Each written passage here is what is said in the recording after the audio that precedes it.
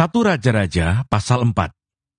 Para pembesar Salomo dan para kepala daerahnya. Maka Salomo menjadi raja atas seluruh Israel. Inilah para pembesarnya. Asaria bin Sadok menjadi imam. Elihoref dan Ahia, anak-anak sisa, menjadi panitera negara. Yosafat bin Ahilud menjadi bendahara negara. Benaya bin Yoyada menjadi panglima. Sadok dan Abiatar menjadi imam. Asaria bin Natan mengawasi para kepala daerah. Sabut bin Natan, seorang imam, menjadi sahabat raja. Ahisar menjadi kepala istana. Adoniram bin Abda menjadi kepala rodi. Salomo mempunyai 12 orang kepala daerah atas seluruh Israel yang harus menjamin makanan raja dan seisi istananya. Adalah tanggungan tiap-tiap kepala daerah untuk menjamin makanan selama sebulan dalam setahun.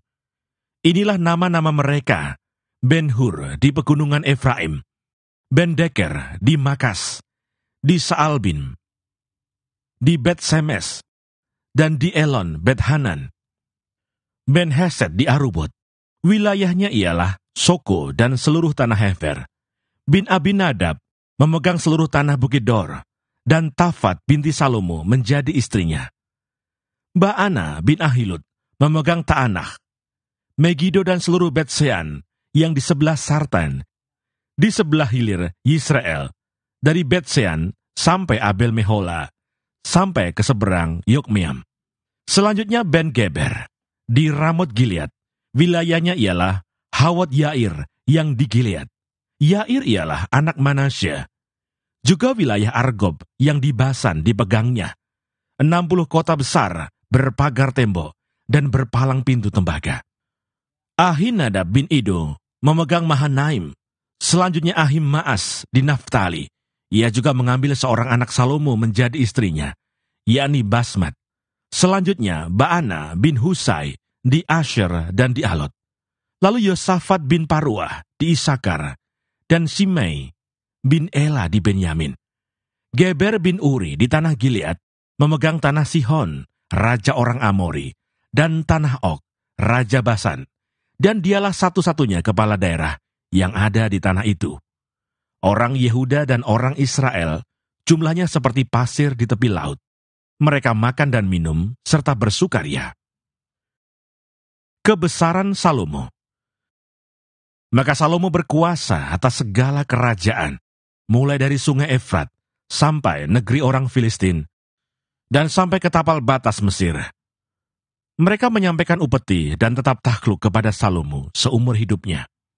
Adapun persediaan makanan yang diperlukan Salomo untuk sehari ialah 30 kor tepung yang terbaik dan 60 kor tepung biasa, 10 ekor lembu gemukan, dan 20 lembu gembalaan, dan 100 ekor domba.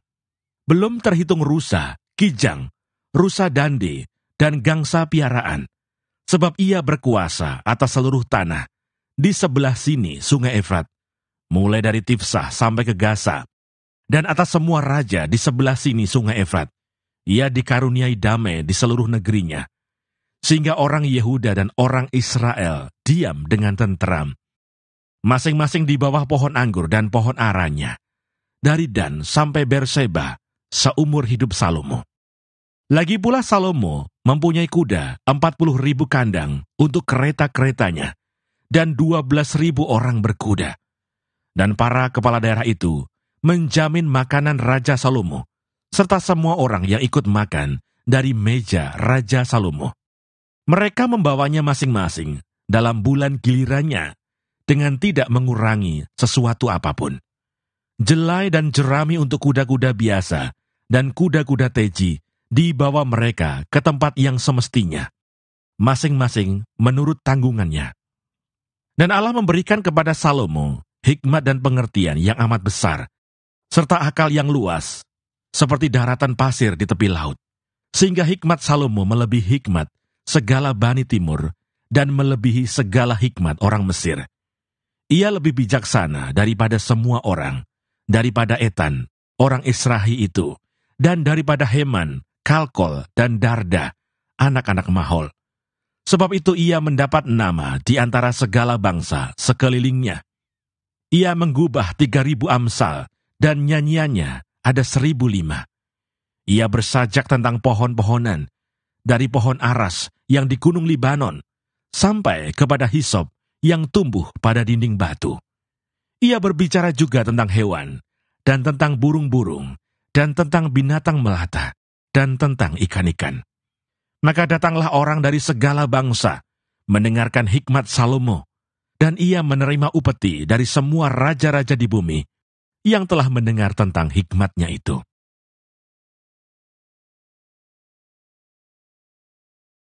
Satu Raja-Raja pasal 5.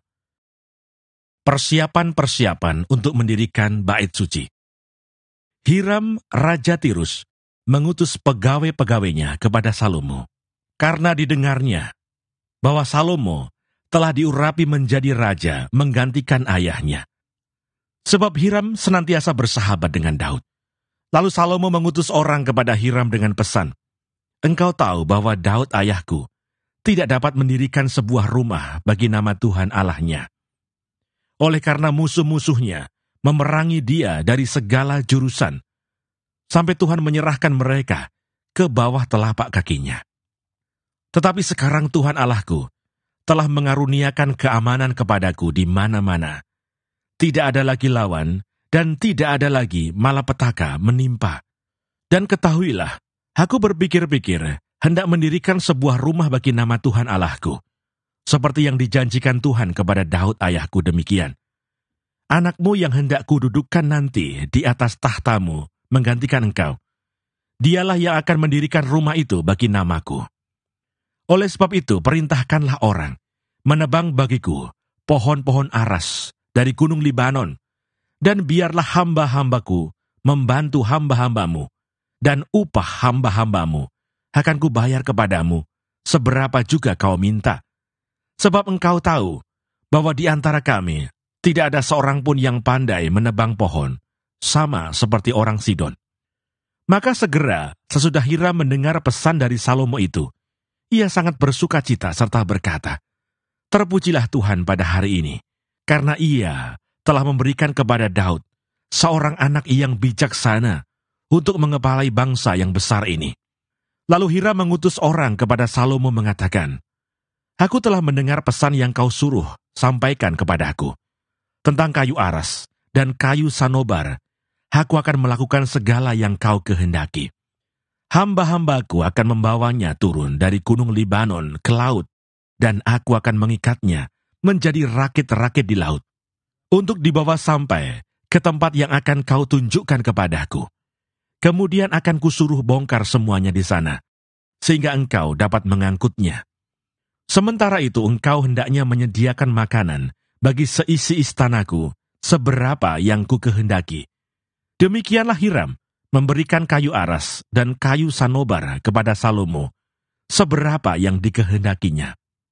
Lalu Salomo memberikan kepada Hiram 20.000 kor gandum, bahan makanan bagi seisi istananya, dan 20 kor minyak tumbuk. Demikianlah diberikan Salomo kepada Hiram tahun demi tahun. Dan Tuhan memberikan hikmat kepada Salomo, seperti yang dijanjikannya kepadanya. Maka damai pun ada antara Hiram dan Salomo. Lalu mereka berdua mengadakan perjanjian. Raja Salomo mengerahkan orang Rodi dari antara seluruh Israel. Maka orang Rodi itu ada 30.000 orang. Ia menyuruh mereka ke gunung Libanon, 10.000 orang dalam sebulan berganti-ganti. Selama sebulan mereka ada di Libanon, selama 2 bulan di rumah. Adoniram menjadi kepala Rodi. Lagi pula Salomo mempunyai 70.000 kuli dan 80.000 tukang pahat di pegunungan. Belum terhitung para mandur kepala Salomo yang mengepalai pekerjaan itu, yakni 3.300 orang banyaknya yang mengawasi rakyat yang mengerjakan pekerjaan itu. Dan raja memerintahkan supaya mereka melinggis batu yang besar, batu yang mahal-mahal, untuk membuat dasar rumah itu dari batu pahat. Maka tukang-tukang Salomo dan tukang-tukang Hiram, serta orang-orang Gebal, memahat dan menyediakan kayu dan batu untuk mendirikan rumah itu. 1 Raja-Raja pasal 6. Salomo mendirikan bait suci. Dan terjadilah pada tahun ke-480, sesudah orang Israel keluar dari tanah Mesir. Pada tahun ke-4, sesudah Salomo menjadi raja atas Israel dalam bulan Sif, yakni bulan yang kedua, maka Salomo mulai mendirikan rumah bagi Tuhan. Rumah yang didirikan Raja Salomo bagi Tuhan itu 60 hasta panjangnya, dan 20 hasta lebarnya, dan 30 hasta tingginya. Balai di sebelah depan ruang besar rumah itu, 20 hasta panjangnya, menurut lebar rumah itu, dan 10 hasta lebarnya ke sebelah depan rumah itu. Dibuatnya juga pada rumah itu jendela-jendela yang rapat bidainya. Pada dinding rumah itu, sekelilingnya, didirikannya kamar tambahan, sekeliling ruang besar dan ruang belakang, dan seluruhnya dibuatnya bertingkat-tingkat.